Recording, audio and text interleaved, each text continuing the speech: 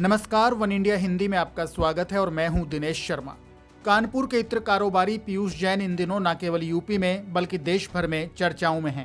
Court ने उन्हें 14 दिनों के लिए न्यायिक अभिरक्षा में भेज दिया है।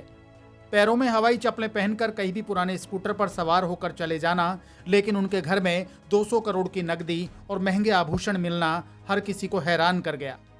पीयूष जैन के साथ ही प्रवीण जैन पम्मी और प्रदीप अग्रवाल का भी नाम चर्चाओं में है। पीयूष जैन और प्रवीण जैन दोनों कन्नौज में एक ही मोहल्ले और एक ही गली के रहने वाले हैं। दोनों का ही इत्र कारोबार से जुड़ाव है।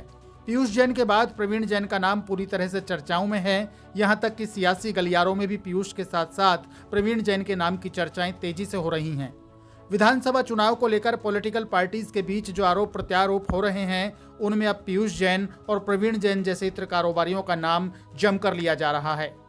वहीं पूर्व मुख्यमंत्री और सपा चीफ अखिलेश यादव ने कहा कि मोदी सरकार ने एक गलत जैन पर छापा मारा है, जिसका संबंध बीजेपी से है।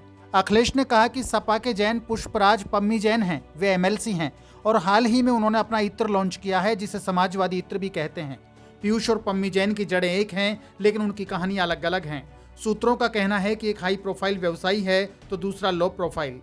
वहीं आपको बता दें कि प्रवीण जैन पीयूष जैन के बड़े भाई अमरीश जैन का साला है। प्रवीण कानपुर में गणेश ट्रांसपोर्ट का मालिक है और अपने ज्यादातर वाहनों को शिखर पान मसाला और पीयूष जैन के कारोबार से अटैच रखता है।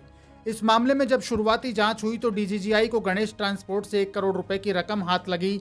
जीएसटी से बचने के लिए 200 से ज्यादा फर्जी इनवॉइस तैयार करने का खुलासा हुआ था। टीम ने सबसे पहले प्रवीण जैन के यहाँ छापे डाले। यहाँ की गई कार्रवाई के बाद जो सबूत मिले, उनके आधार पर पीयूष जैन और प्रदीप अग्रवाल तक पहुंचा गया। प्रवीण जैन और प्रदीप अग्रवाल की कानपुर में फैक्ट्रियां हैं। प्रवीण जैन के साथ जिस प्रदीप अग्रवाल का नाम आ रहा है, वो शिखर पान मसाला का मालिक है। करीब 23 साल पहले उन्होंने इस काम की शुरुआत की थी। 22 दिसंबर की रात डीजीजीआई की टीम ने कानपुर के ट्रांसपोर्ट नगर में शिखर मसाला की फैक्ट्री पर भी छापा मारा था।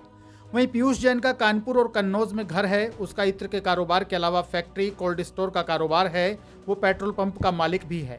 पीयूष जैन का मुंबई में भी घर है, हेड ऑफिस और शोरूम हैं। उनके पास 20 से ज्यादा कंपनियां हैं, इनमें से 2 मिडिल ईस्ट में भी हैं। जैन के मुंबई के शोरूम में परफ्यूम देश और विदेश में बिकता है। इस खबर में फिलहाल के लिए इतना ही। ताजा अपडेट्स के लिए आप बने रहिए वन इंडिया हिंदी के साथ।